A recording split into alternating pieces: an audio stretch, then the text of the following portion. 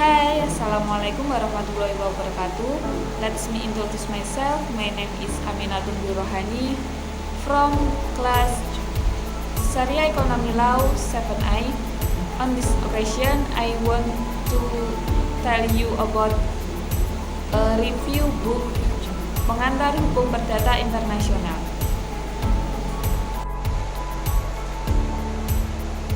Langsung saja, identitas buku dengan judul Pengantar Hukum Perdata Internasional karya Muhammad Amirullah dan Eni Surjati Priyowijanto, penerbit Kenny Media dengan jumlah halaman 134 halaman, tahun terbit 2020, cetakan pertama dengan nomor ISBN 9786236628003. Buku ini merupakan buku pengantar untuk memahami hukum perdata internasional di Indonesia bagi masyarakat pada umumnya dan bagi mahasiswa khususnya.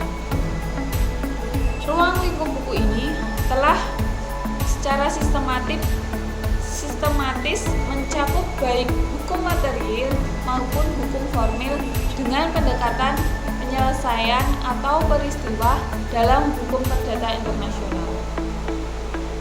Buku ini berisikan hal-hal pokok apa saja yang diperlukan dalam memahami, menganalisis, dan menyelesaikan suatu perkara atau peristiwa. Kemudian, dalam buku ini terdiri dari 11 bab. Bab pertama yaitu pendahuluan. Dalam pendahuluan ada 4 macam yang dijelaskan di sini. Yang pertama yaitu urgensi mempelajari hukum perdata internasional. Yang kedua yaitu pengertian hukum perdata internasional. Yang ketiga yaitu ruang lingkup hukum perdata internasional. Yang keempat yaitu sumber-sumber hukum perdata internasional. Kemudian dalam bab kedua yaitu tentang tahapan penyelesaian peristiwa atau perkara dalam hukum perdata internasional, ada 3 pembahasan.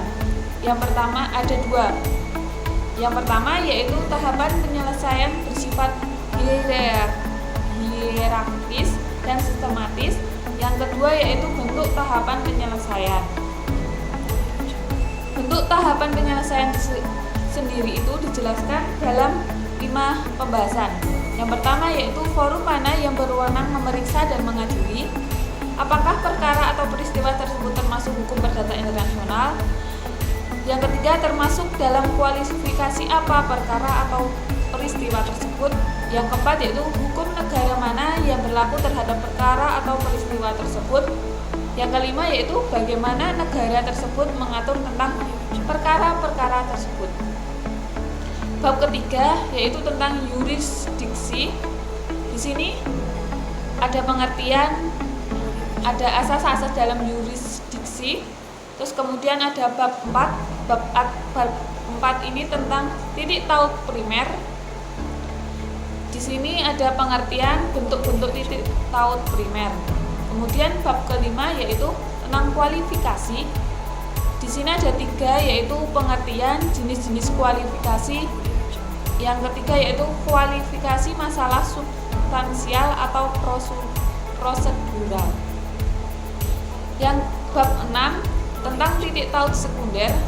Di sini ada pengertian bentuk titik taut sekunder, contoh-contoh kasus penggunaan titik taut sekunder. Kemudian yang ke bab ke-7 yaitu tentang status personal. Di sini ada pengertian, ada asas-asas hukum perdata internasional dalam status personal orang. Kemudian ada asas-asas hukum perdata internasional dalam status personal badan hukum. Kemudian ada bab 8. Bab 8 ini tentang hukum benda. Ada pengertian asas-asas hukum benda dalam hukum benda. Yang ketiga yaitu Bremen Tobacco Case sebagai kasus hukum benda di Indonesia. Yang bab ke-9 yaitu tentang kontrak internasional. Ini ada pengertian asas-asas hukum perdata internasional dan kontrak bisnis internasional. Bab ke-10 tentang perbuatan melawan hukum, ada pengertian asas-asas hukum perdata internasional dalam perkara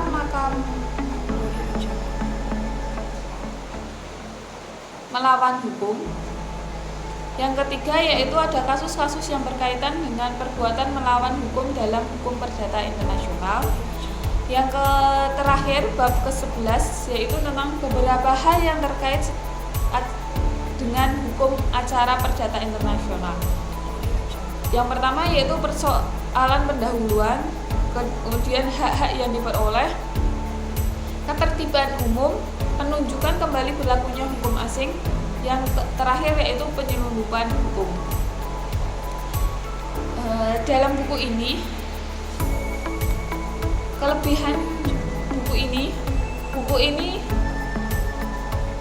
buku pengantar hukum perdata internasional sudah memuat secara lengkap dan terperinci mengenai hukum perdata internasional, dan dalam buku ini juga dilengkapi dengan hal-hal yang terkait dengan hukum acara perdata internasional.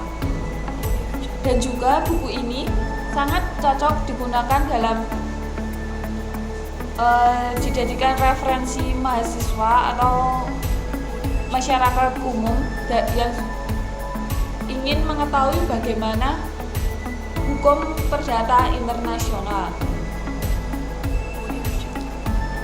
Kemudian dalam kekurangan buku ini pembahasannya seharusnya dijabarkan lebih luas lagi supaya pembaca lebih mendalami bagaimana hukum perdata internasional itu lebih jelas lagi. Kemudian kesimpulan, hukum perdata internasional merupakan hukum nasional yang diterapkan pada hubungan keperdataan yang di dalamnya ada unsur asing.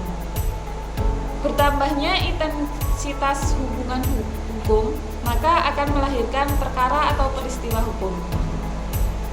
Salah satunya yaitu lahirnya perkara atau peristiwa hukum perdata internasional.